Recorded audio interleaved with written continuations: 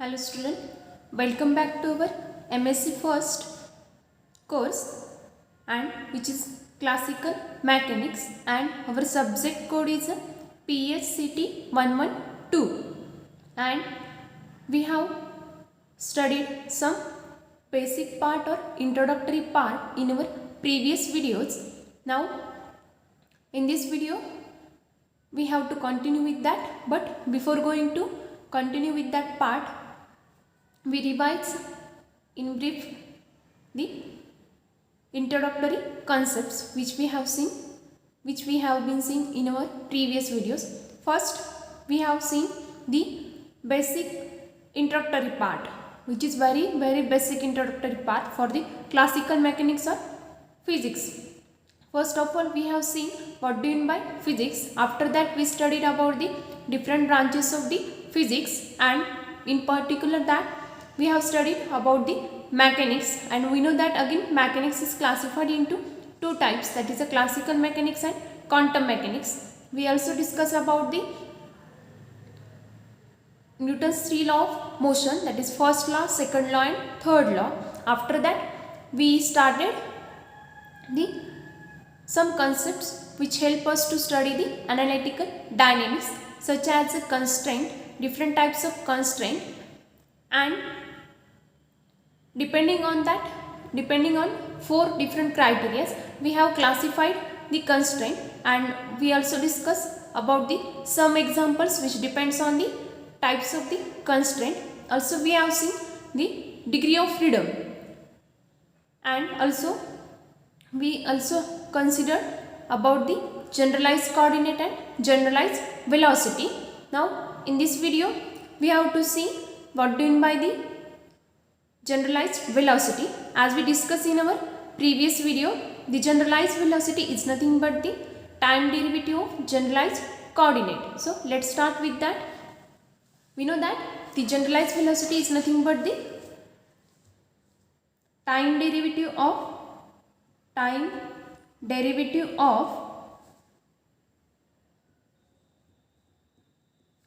generalized coordinates.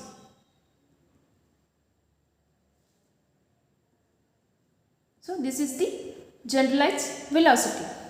We know that what do you mean by the generalized coordinate. Suppose we take any function and which is also function of different coordinates, and these coordinates are called as the generalized coordinate. Suppose we take the system of n particle, that is the system consists of different n particles. So in that we have different generalized coordinate, and we define them as q1, q2, q3 up to so on qk.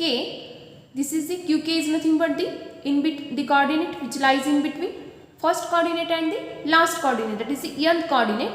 So up to so on qn. So these all are the generalized coordinate which help us to describe the system. Suppose this is for the nth particle system.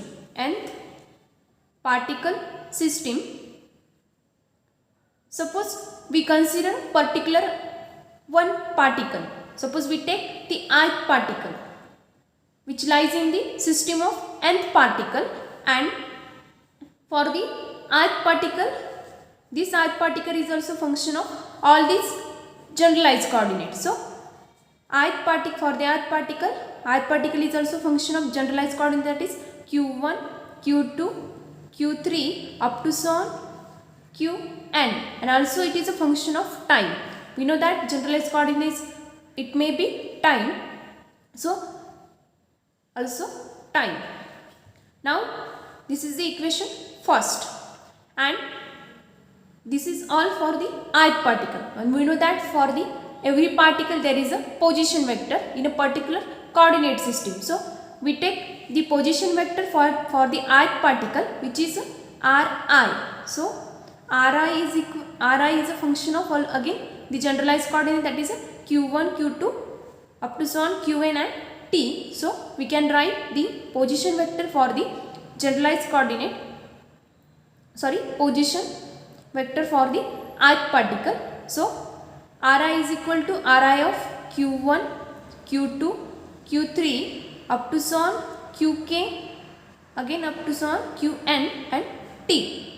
So this is the position vector for the ith particle. So we denote this position vector is denoted by Ri because the I represent for the ith particle. Now we define the generalized value, generalized velocity. We know that the generalized velocity is nothing but the time derivative of generalized coordinate.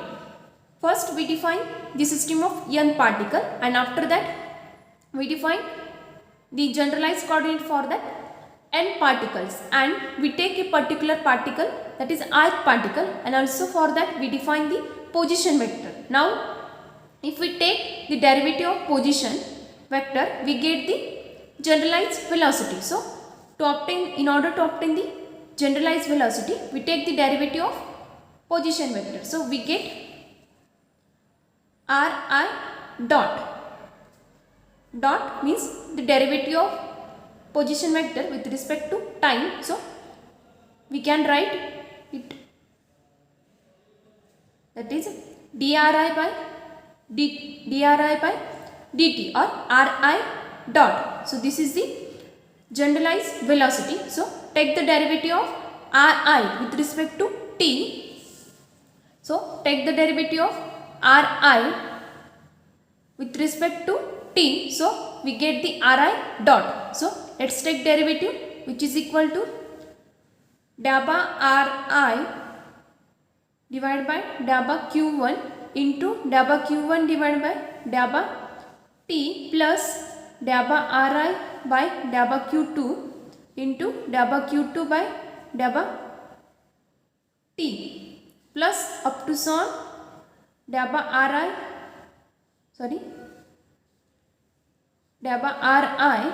divided by dabba qk into dabba qk by dabba t, and plus up to so on for the nth term, that is dabba Ri divided by dabba qn into dabba qn divided by dabba t, and the derivative of t. For the t, we know that the derivative of t with respect to t is nothing but the 1. So we can write dabba t by dabba t. So this is the time derivative of position vector. So we get the generalized velocity, and which is nothing but the Ri dot. So here first term is the derivative of Ri with respect to q1. First we take the derivative of Ri with respect to q1. After that the derivative of Ri with respect to q2. The term is here, and after that for the qk generalized coordinate, we take the derivative of Ri with respect to qk. So we get this term, and after that for the nth particle we take the derivative of Ri with respect to qn. So we get this term, and for the time we take the derivative of time with respect to time. Then we get this value is nothing but 1, because we know that if we take the derivative of time with respect to time, then value is 1. So this equation we can write also Ri dot is equal to dabba Ri by dabba q1 as it is, dabba Ri by dabba q1 as it is, into same like that. If we take the derivative of Ri with respect to t, then we can write Ri dot. Same here, if we take the derivative of q1 with respect to t, then we can write q1 dot. This is the multiply by sign, plus dabba Ri by dabba q2 into q2 dot, plus up to so on dabba Ri by dabba qk into qk dot, plus up to so on dabba Ri by dabba qn into qn dot, and this is this value is nothing but the 1. So we can write this equation only in this form. And suppose we want to write this equation in a shortened form, then we can write this equation in the form of summation. We know that suppose we take some particular variable and which vary from 1 to n, then we can write this equation into the form of summation. So we can write this equation as Ri dot is equal to summation over I is equal to 1 to n dabba Ri by dabba Qi into Qn dot. So this is the generalized velocity.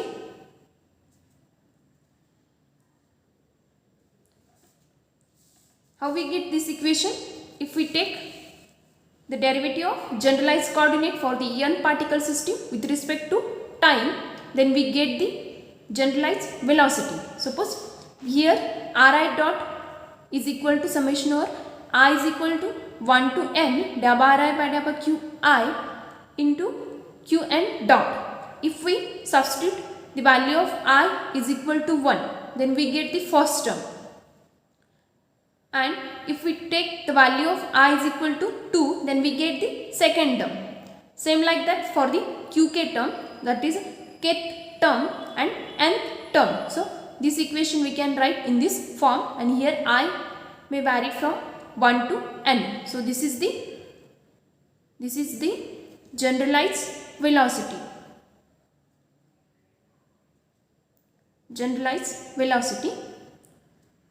So we have covered about the generalized coordinate and generalized velocity. These are the very important concepts which help us to study the analytical dynamics, or we can use this generalized coordinate and generalized velocity in a Lagrangian equation of motion and Hamiltonian equation of motion. So this is very important part. In our next video we will discuss about the next point, that is we start actually up to this part we have discussed only basic part or only the concept which help us to study the analytical dynamics. In our next video we will discuss about our first chapter, that is analytical dynamics, and it must include the Lagrangian equation of motion, Hamiltonian equation of motion, variational principle, and all the applications of Lagrangian equation of motion and Hamiltonian equation of motions. And also we will discuss about the variational principle and its different applications. And after that we have to see the canonical transformation and Poisson bracket and many concepts which are related to the canonical transformation and Poisson brackets. So we will discuss all these things in our first chapter. So in our next video we will start with the actual syllabus of this course, that is the first chapter is the analytical dynamics, and we will start with the first one, that is the variational principle. So we continue with that in our next video.